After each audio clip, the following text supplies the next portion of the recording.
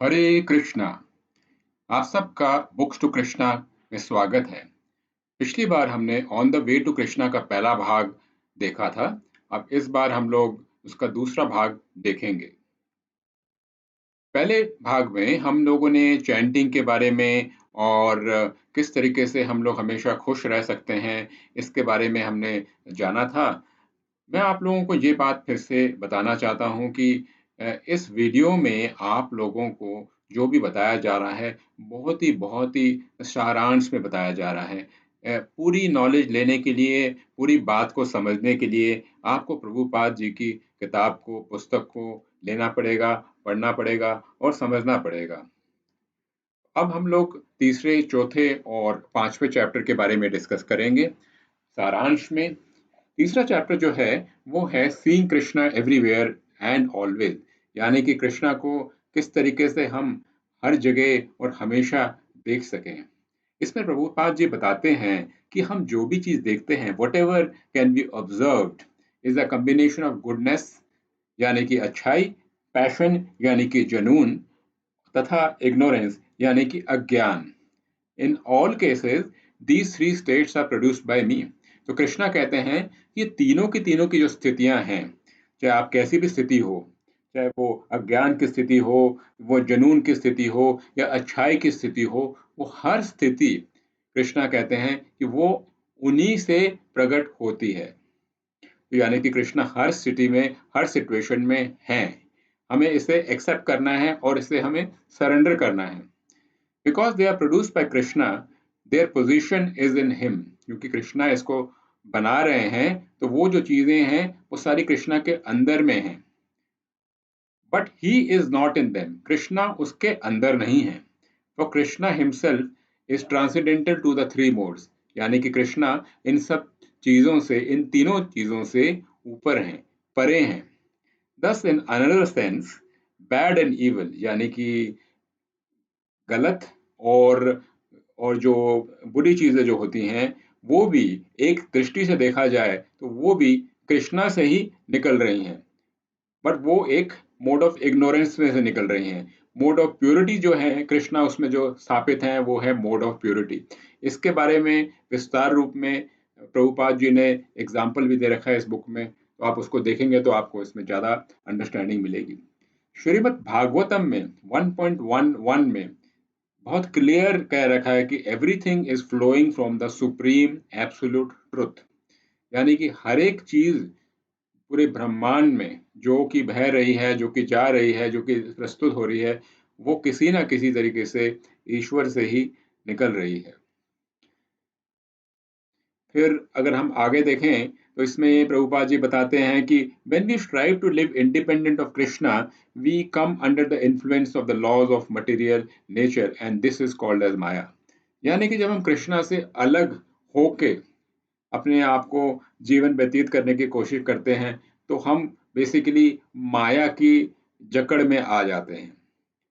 भगवत गीता में 10.39 में भगवान कहते हैं, हे Arjun, I am the generating seed of all existence.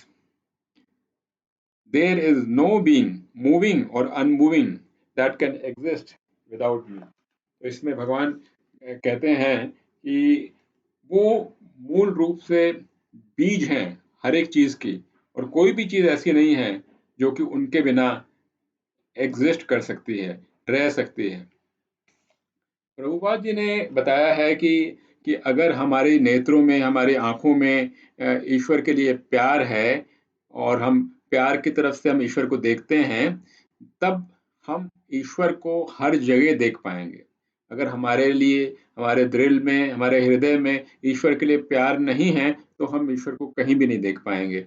तो इसलिए ईश्वर को हर जगह और हमेशा देखने के लिए हमारे अंदर ईश्वर के लिए प्रेम जागृत होना बहुत जरूरी है। फिर प्रभुपाद जी बताते हैं कि जैसे कि सेक्सुअल अट्रैक्शन की बात करते हैं, यानी कि यौन अट्रैक्शन की बात करते हैं, कि वो हर एक स्पीसी में होता है, हर एक योनि के अंदर होता है, हर एक जीव जंतु के अंदर होता है। तो यानी कि ये भी कहीं ना कहीं से डायरेक्टली या इनडायरेक्टली ईश्वर से ही आ रहा है। हाँ, ये भी कृष्णा से ही आ रहा है।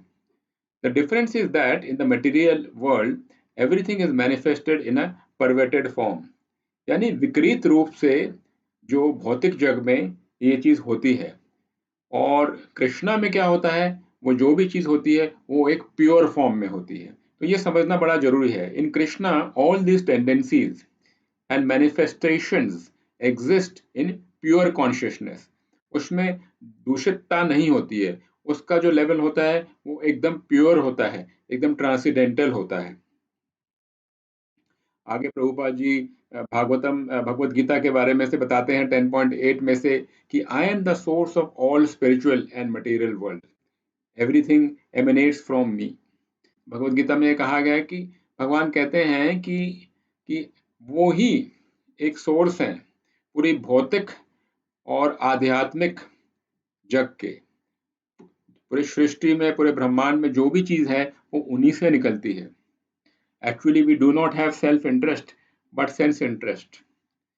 तो प्रभुपाद जी कहते हैं कि हम लोगों का सेल्फ इंटरेस्ट नहीं होता, पर हम लोगों का एक किस्म से सेंस इंटरेस्ट होता है। यानी कि हमारी इंद्रियों में हम लोग इतने फंसे होते हैं कि हम अपना एक्चुअल में हमारा जो इंटरेस्ट किस जगह पे है हम उसको भूल जाते हैं।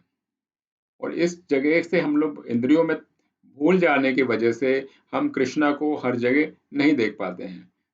तो कायदे से देखा जाए तो प्रभुपाद का ये कहना है कि हमारा इंटरेस्ट इसी में है कि हम इंद्रियों को साइड करके ईश्वर की तरफ ध्यान ज्यादा दें। भगवत गीता में 7.8 में भगवान ने कहा है कि हे Arjun, I am the taste of water, the light of the sun and the moon, the syllable Om in the Vedas, I am the sound in ether and ability in man. यानी कि भगवान कहते हैं कि जो ओम की जो वाणी है, जो ओम की जो वाइब्रेशन है, या पानी का जो टेस्ट है, या सूर्य या चंद्रमा की जो रोशनी है, हर एक चीज, जो आवाज भी है, वो हर चीज में मैं ही मैं हूँ। तो इस प्रकार से प्रभुपाद जी भगवत गीता का, भागवतम का प्रयोग करके अलग अलग एग्जाम्पल्स दे के हमें बताने की कोशिश करते हैं कि किस तरीके से भगवान जो हैं हर जगह हैं और हम उनको हर जगह किस तरीके से देख सकते हैं। अगला जो चैप्टर है इस किताब का, road of the foolish and the wise, यानी कि जो लोग मूर्ख लोग हैं और जो समझदार लोग हैं वो किस रास्ते को अपनाते हैं। Krishna is thus explaining himself as he is, yet we are not attracted to him. Why is this? The reason is given by Krishna himself. भगवत गीता में 7.14 में भगवान कहते हैं कि this divine energy of mind, मेरी ये जो शक्ति है, consisting of the three modes of material nature, is difficult to overcome. But those who have surrendered unto me can easily cross beyond it.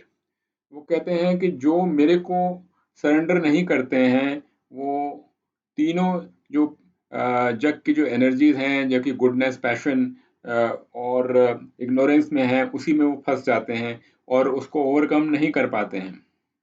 तो इस तरीके से वो समझदार और मूर्ख के बीच में फर्क बताते हैं भगवान, जो कि प्रभुपाद जी कोट करते हैं। यानी कि जो सरेंडर करते हैं वो, उनकी क्या वो होती हैं, क्वालिटीज होती हैं, और जो सरेंडर नहीं करते हैं उनकी क्या क्वालिटीज होती हैं। तो जो ये तीनों जग में जो तीनों जो चीजें हैं, जैसे कि पैशन, इग्नोरेंस और गुडनेस, इन तीनों में जो आदमी फुलिश होता है वो फंस जाता है, और जो वाइज होता है वो इससे बाहर निकल जाता है। आगे प्रभुपाद जी भगवत गीता 7.15 को कोट करते हैं और बताते हैं, those miscreants who are grossly foolish, lowest among mankind, whose knowledge is stolen by illusion, and who partake to the aesthetic nature of demons, do not surrender to me. तो ये बताते हैं कि जो फुलिश लोग हैं और जो कि मतलब जिनकी जो बुद्धि भ्रष्ट हो रखी है, उनको ज्ञान नहीं है, वो जो हैं वो मेरे को सरेंडर नहीं करते हैं, और जो इसके विपरीत हैं, जिसके उल्टे हैं, वो मेरे को सरेंडर करते हैं। कृष्णा इज द एंजॉयर, ये मुंडक उपनिषद में आता है, Krishna is the enjoyer, Krishna is the proprietor and Krishna is the friend. If you know these three things then your knowledge is full, you know do not require to understand anything more. तो ये wise man की, जो समझदार लोग हैं, उनकी उनके बारे में कहा जा रहा है कि जो समझदार लोग हैं वो ये जानते हैं कि आखिरकार हम जो हैं हम किसी चीज़ को भोग नहीं सकते। कृष्णा ही भोगने वाले हैं, कृष्णा ही मालिक हैं और कृष्णा ही दोस्त हैं। तो मुकुंड उपनिषद में कहा जाता है कि ये जो तीनों चीज़ें समझ लेता है कि कृष्णा ही भोक्ता कर हैं, हम भोक्ता नहीं हैं, कृष्णा ही मालिक हैं, हम मालिक नहीं हैं, कृष्णा ही दोस्त हैं और कोई दोस्त नहीं है, उसकी नॉलेज वो कंप्लीट है, उसका ज्ञान कंप्लीट है और इसके अलावा तुम्हें और कुछ समझने की ज़रूरत भी नहीं है। फिर भगवत गीता के बारे में 5.29 में इस चैप्टर में प्रभुपाद जी कोट करते हैं हमें समझाने के लिए कि the sages knowing me as the ultimate purpose of all sacrifices and austerities, the supreme lord of all planets and demigods, the benefactors and well-wishers of all living entities, attain peace from the pangs of material existence. आगे हम जब जाते हैं chapter 5 आता है और chapter 5 में Prabhupada ji explain करते हैं, एक पॉइंट भगवत गीता का लेके आते हैं, बताते हैं 7.18 में, all these devotees are undoubtedly magnanimous souls, but he who is situated in knowledge of me I consider verily to dwell in me, being engage in my transcendental service he attend me. यानी कि जो मेरी सेवा में लगता है वो आखिरकार मुझे प्राप्त करता है। तो ये जो चैप्टर है कि हम किस तरीके से कृष्णा पे अग्रसर हो पाएं, तो भगवत गीता में ये क्लियरली भगवान कहते हैं कि जो मेरी सेवा में लगता है वो मेरे तक पहुंच पाता है। इसी प्रकार से प्रभुपाद जी कहते हैं कि जब हम कृष्णा के ध्यान में लग जाते हैं, जिस तरीके से ध्रुव महाराज जी लगे थे, तो हमें और कुछ भी नहीं चाहिए होता है। ध्रुव महाराज जी ने जब तपस्या करी थी तो इस बात से तपस्या करी थी कि वो नाराज थे कि उनके पिताजी ने उनको अपने गोद में नहीं बिठाया था। वो नाराज होके गए थे और ये मांगने गए थे कि मुझे सब कुछ मिल जाए। लेकिन जब उनको भगवान के दर्शन हो जाते हैं तो वो कहते हैं कि मुझे कुछ नहीं चाहिए, मैं पूरी तरह से संतुष्ट हूँ। आगे जाके प्रभुपाद जी बताते हैं कि किस तरीके से हम भगवान तक पहुंच पाए और कहते हैं कि generally those who are trying to realise the absolute truth first of all realise the brahmajyoti. जो सच्चाई तक पहुंचना चाह रहे हैं, एब्सोल्यूट सच्चाई तक, वो सबसे पहले ब्रह्म ज्योति तक पहुंच पाते हैं। जैसे कि सूर्य की जो रोशनी होती है उसको एक किस्म से एग्जाम्पल के तौर पे ब्रह्म ज्योति लिया गया है। और those who concentrate on the super soul, the localised form of the lord in the heart called Paramatma, are known as Paramatmavadis. He is situated also within every atom of the creation. This Paramatma realization is the second stage. यानी दूसरी stage ये है कि जब हम ईश्वर को अपने अंतरात्मा में देखते हैं और ईश्वर को हम हर कण में देखते हैं, तो उसको सेकंड स्टेज ऑफ रियलाइजेशन कहते हैं।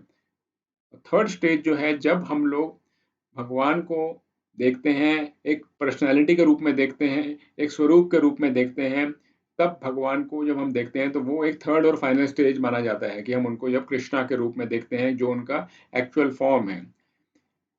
If one is fortunate he can achieve the ultimate in 1 second.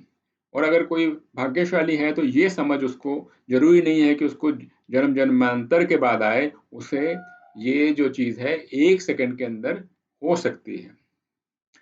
उसके बाद प्रभुपाद जी बताते हैं कि राइट एटीट्यूड के बारे में, जिसके लिए हम भगवान तक पहुंच सकते हैं। तो वो कहते हैं कि I have an eternal connection with Krishna the supreme lord, now let me establish that relationship firmly so that Krishna will take me back to his kingdom. वो कहते हैं कि हमें भगवान के साथ एक संबंध स्थापित करना बहुत जरूरी है।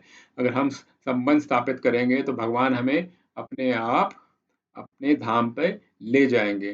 फिर वो चैतन्य महाप्रभु जी के बारे बताते हैं कि उन्हें कहते थे कि वो कि हमेशा आप हरे नाम का मंत्र जपते रहिए।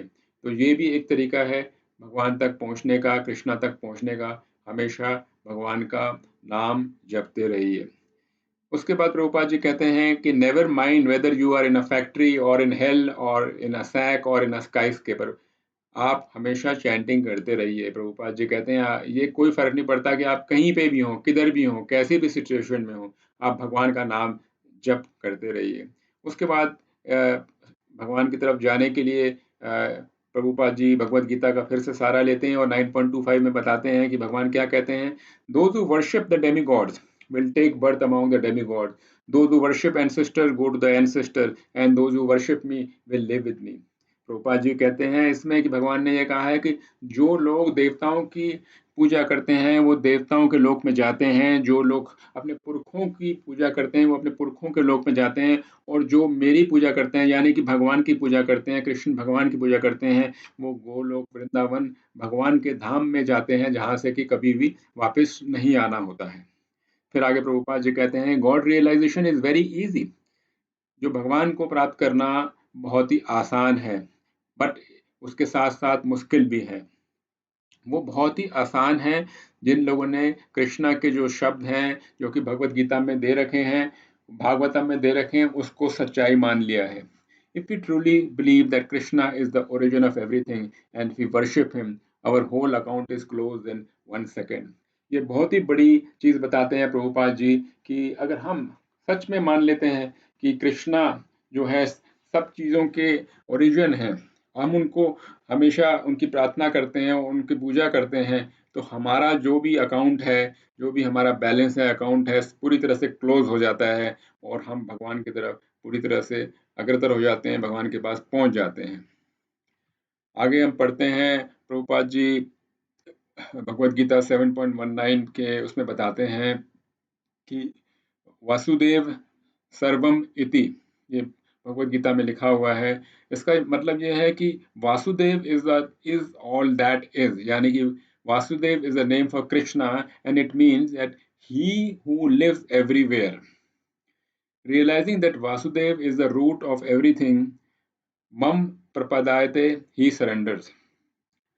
ये बहुत ही इम्पोर्टेंट श्लोक है जिसमें कि हम जिस बात पे समझते हैं कि वासुदेव जो हैं कि वो हैं जो कि हर जगह रहते हैं, और जो इस बात को मान लेता है और भगवान को सरेंडर कर देता है वो वासुदेव तक पहुंच जाता है। आखिरकार प्रभुपाद जी कहते हैं कि if we love God we love everything, but if we do not love God it is not possible to love anything. यानी कि अगर हम ईश्वर को प्यार करते हैं तो हम सब कुछ को प्यार करते हैं, अगर हम ईश्वर को प्यार नहीं करते तो हम किसी भी चीज को प्यार नहीं कर सकते हैं। तो ये था अंत इस किताब का, इसके सारांश का। मैं आप लोगों से फिर से आग्रह करूंगा कि आप लोग प्लीज़ इस किताब को लें, इस किताब को डिटेल में पढ़ें। इस किताब के बारे में प्रभुपाद ने ज़रूर कहा था कि ये पहली किताब है। अगर आप लोग कृष्णा तक पहुंचना चाहते हैं तो इस पहली किताब को ज़रूर पढ़िए। हरे कृष्णा।